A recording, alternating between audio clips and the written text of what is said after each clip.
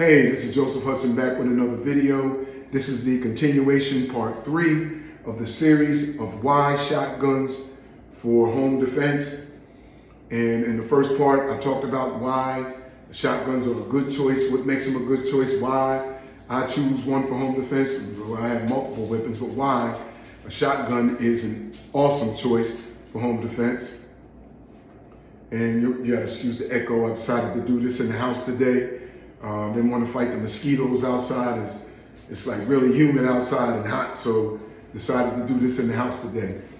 But we talked about in the last video, ammo selection and your choices. You know, what makes the shotgun so versatile for home defense.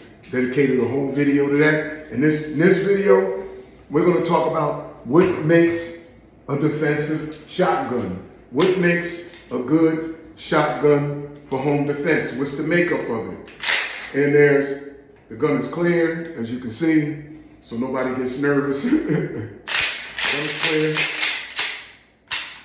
All right, no bang. Gun is clear.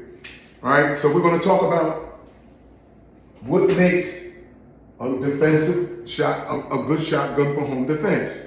What are some of the things that make it? And I took some notes here. I got 6 things I want to cover. This is going to be real quick. Number 1, the first thing that makes a good home defense shotgun is a short barrel. Typically, when I say a short barrel, I'm not talking about a sawed-off. Typically, anything with a barrel under 14 inches, the government ain't going for it. That's Uncle Sam might be coming for you with that one. Yeah, typically anything below 14 inches is illegal in most places. So when I say a short barrel, I'm talking about anywhere from 18 to 20 inches. Typically most shotguns, what do they call them? Tactical shotguns are made with like an 18-inch barrel. So mine, typically this Mossberg, this one comes with a 20-inch barrel and a 20-inch magazine, which makes it perfect for holding more rounds in the tube. But the reason why I say 18 to 20 inches long, because anything, you can go buy a shotgun, them big long Jed Clampetts, 28-inch, 30-something inch barrels on them, but it makes it too awkward to try to move around the house. Like the shotgun gets around a corner before you do. It just makes it big and cumbersome, and it's hard to turn with it, move and maneuver with it, because the barrel is just so long. You don't need anything with a barrel that long. 18 to 20 inches typically is that sweet spot for home defense. It makes it easier to maneuver, easier to get in and out of your gun case, easier to get in and out of storage. You don't have to go buy a big, long gun, 48-inch gun case for it to carry it in and out of the range. So typically your 18 to 20-inch barrel is going to be that sweet spot. Now, the second thing, number 2, a short buttstock. Even if you're a tall person and you long and lanky, a short buttstock is going to be absolutely perfect for you. The buttstock that came with this Mossberg, the buttstock that came with this was too long for me, because the average buttstock, you want a length of pull, meaning the distance from this trigger to the butt, to the back of the buttstock. Typically 12 to 14 inches is great. The shorter the buttstock, it makes it easier to mount the gun and to manage the recoil with it.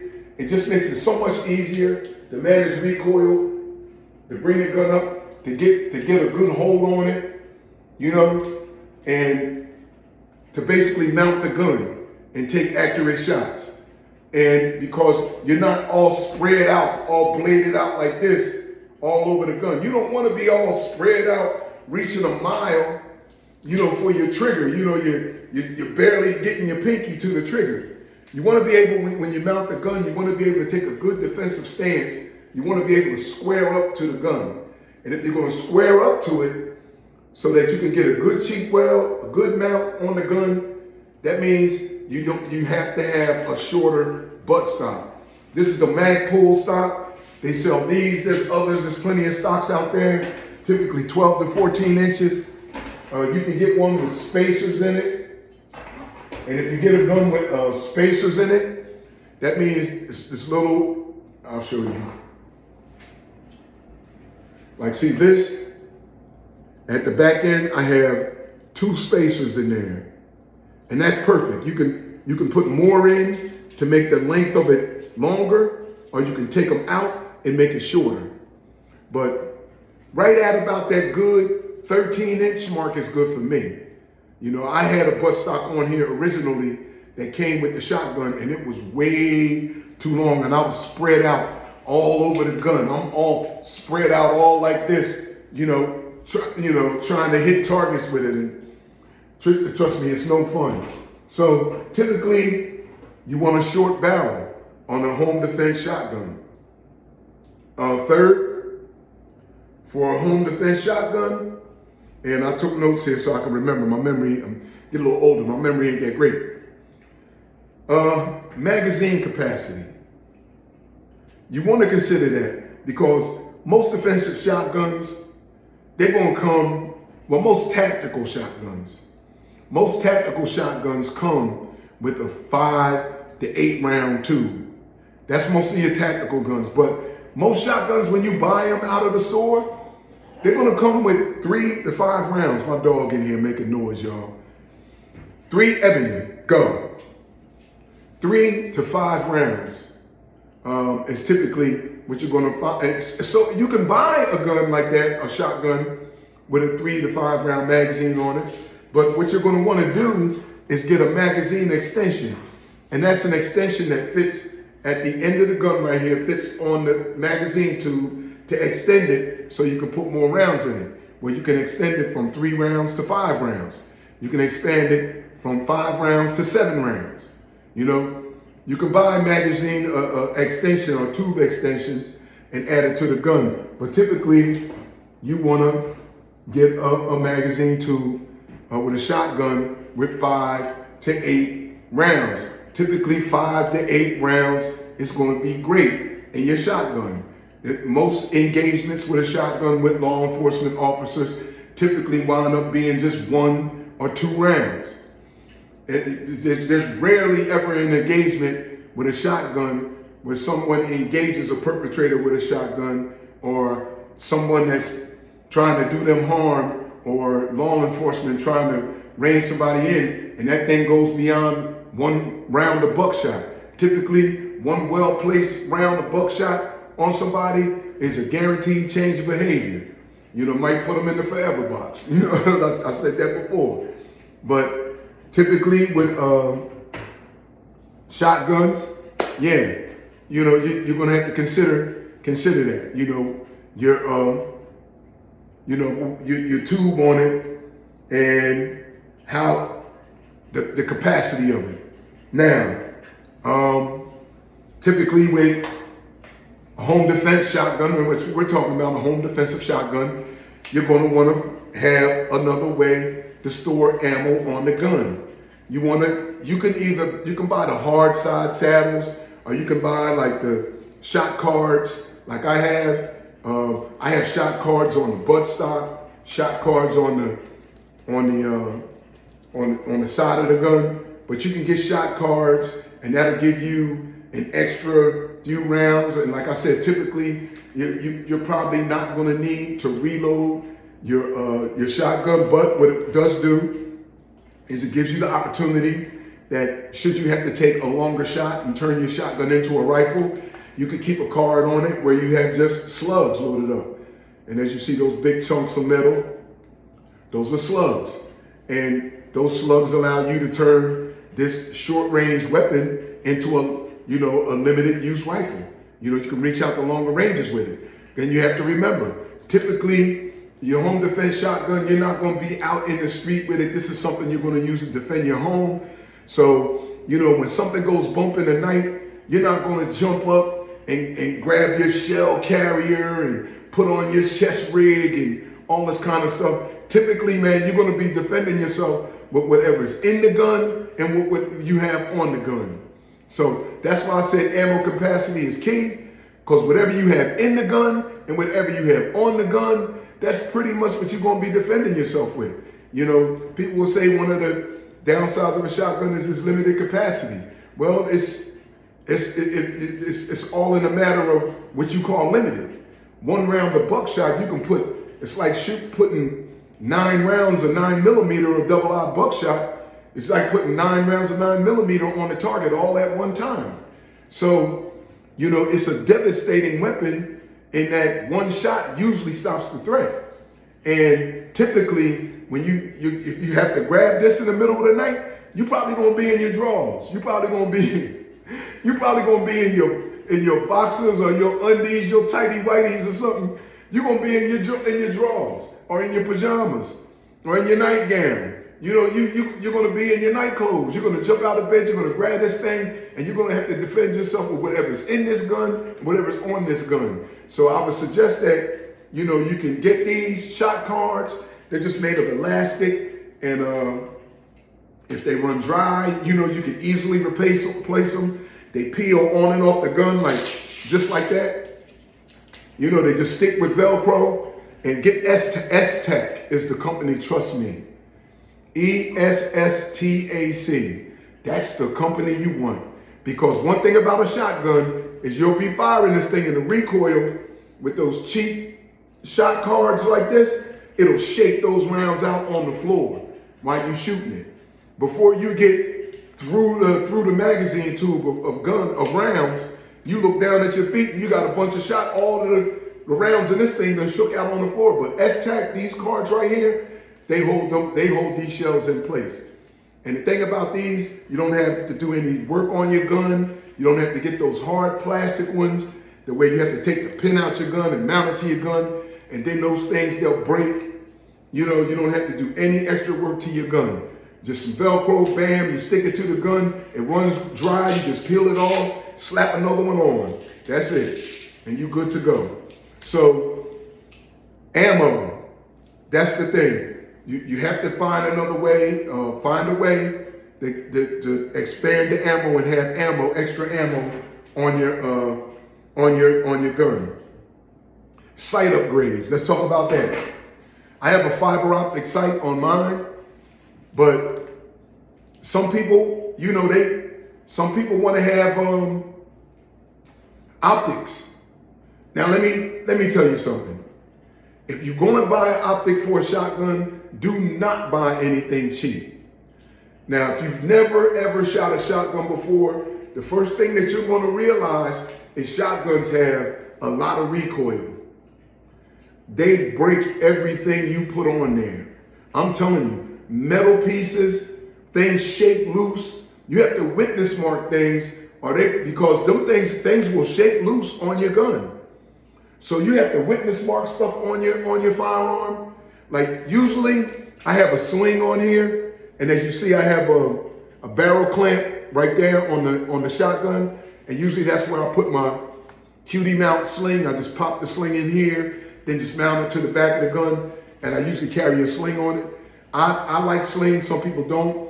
For home defense, if you're not used to a sling, and you think you might get it caught on stuff, if you have to move around your house or property with it, then don't wear one. Typically, I have one on there, but I just cleaned my shotgun and I took my sling off, you know, to clean the shotgun. But typically, I like wearing a sling because a sling allows you to go hands-free. You seen in, I think the first video I did on my shotguns for home defense, I actually had my shotgun slung. And I like get a good sling if you want. If you don't have to. But I'm talking right now, let's talk about optics or sights on your gun. It's good to have a good sight on your gun. You know, some people have a bead sight. Some people get the little short red dot and put it on there. But whatever you put on there, if you're gonna get optics and put it on your shotgun, I would only suggest, I'm not telling you what to do, I'm just suggesting things from what I know about shotguns. They are violent. And if you put a cheap optic on your shotgun, it's gonna break. It's gonna break. I'm telling you, it's gonna fall off your gun, it's gonna crack. something's going to happen to it. It's not going to operate right because these things have violent recoil, and everything that you tend to put on it tends to take a beating. So most people will tell you they don't recommend optics. Some people will tell you that they don't recommend optics on a shotgun. They'll recommend different kinds of sights. I'm good with my fiber optic sight. I can get on target with a fiber optic and a bead sight and hit whatever I'm shooting at. It helps to have optics on it if you're going to be reaching out with slugs. If you're going to be in the woods deer hunting, it helps to have an optic. But get a good optic. You know, buy it once, cry once. You know, that's how they say. Buy it once, cry once. Or you can buy a cheap one and you're going to buy it twice and you're going to cry twice. So it's up to you. But I recommend an optic if you can afford it. And if you're not proficient with a bead sight, you can get very proficient with just a front sight post and fiber optic sights and things like that. You can get very proficient with it. And lastly, last thing, get a light on your shotgun. As you see, I have a light on mine. Don't mean to blind you, but you need to have a light on your gun. This is that Bald R Pro, BALD-R Pro. I'll go this way so you can see the brand. This is a good light. I was blinding people at the range in broad daylight. Bald R Pro. If your plan is to shoot at noises in the dark, that is not a good plan, okay? You need to have a light on your gun, on your defensive home shotgun. I highly recommend some type of light on the gun so that you can recognize what it is you're about to shoot. One of the 4 rules of gun safety is, being certain of your target and what's beyond it. You need to make sure that it's not one of your teenage kids sneaking back in the house, or your pet dog moving around the house making noise, or, a family member or something coming in or out of the house. You need to be able to use the light to identify what you're shooting at. Don't just plan on shooting at noises in the dark. You planning on a catastrophe, if you do something like that. Some people say, well, a light gives up your position. Man, you know where you at. You are in your house. Someone has broke in. More than likely, you're going to be bunkered down in a room. And if they come through that door, your bedroom door, you're going to handle business. Now, I'll do a whole nother thing on whether I think you ought to go around, sweeping your house, clearing your house in the dark, and you think somebody's in your house. I don't think that's a good idea. You walking around the house like you some SWAT team member gonna clear your house in the dark. I got a multitude of weapons, but I'm not gonna go clearing my house in the dark. Even when the SWAT teams come out, they don't send one person in to clear the house. When the police come out, they don't send one cop in to clear a house. They do it as teams. They send multiple people in to do it. But you with your limited training, you gonna go clear your house by yourself? That's different. If you got kids and they're in a separate room and you got to go secure your children and get everybody secure in one room, that's a whole different story. But they're just going through the house, man, clearing the house, looking for a problem to shoot, that's a bad idea. Typically, I would say, call 911, get them on the line, sit the phone down, don't hang it up. Sit the phone down so that it'll record everything that's going on, and bunker down, and you wait for if anybody's coming through your door, to your bedroom door, wherever, get a plan together now. Get a plan together in your house now for what you're going to do, how you're going to secure your people and everything, how you're going to secure the area. That way you're not trying to do it last minute and trying to think through it while people are in your house. So think about how you're going to do that now. Plan now, and you don't have to be sorry later. So make a plan, stick to it, call 911, bunker down, and somebody tries to come to your door, you don't have to announce, I got a gun, I'm going to shoot you. No, you ain't got to announce that. They'll find that out if they come kicking in your bedroom door. They'll find out that you got a gun. But I would call 911. I'd let people know, hey, get out of my house. The police are on the way. And if they're determined enough that they want to come after you, defend yourself. All right, look, I'm not a lawyer, so listen, none of this stuff, listen, I'm not a lawyer, okay? So you might want to clear some of this with a legal professional too. Let me put that out there. I am not a lawyer. I'm not a legal professional. I'm Joe Blow on the internet. You know, Joe Bag of Donuts with a shotgun on the sofa. So, you know, take that for what it's worth. But yeah, that's the last thing. Get a light on your gun so you know what you're shooting. All right, so that's the 6 things that make up a defensive home shotgun. Like I said, you know, I'll just reiterate it right quick and then we're done. A short barrel, 18 to 20 inches. This is a 20-inch barrel on my shotgun. 18 to 20 inches is great. Get a short butt stock on your gun. This is a Magpul stock. Get a short butt stock, 12 to 14 inches in length is plenty. Consider magazine capacity when you're buying a shotgun, a defensive shotgun, or one you're going to convert to a defensive shotgun. If you buy one that only holds 3 rounds, you know, get a magazine extension tube and extend it to 5 rounds. 5 rounds is plenty. You got a way to put more ammo on the gun. That's the next thing, spare ammo.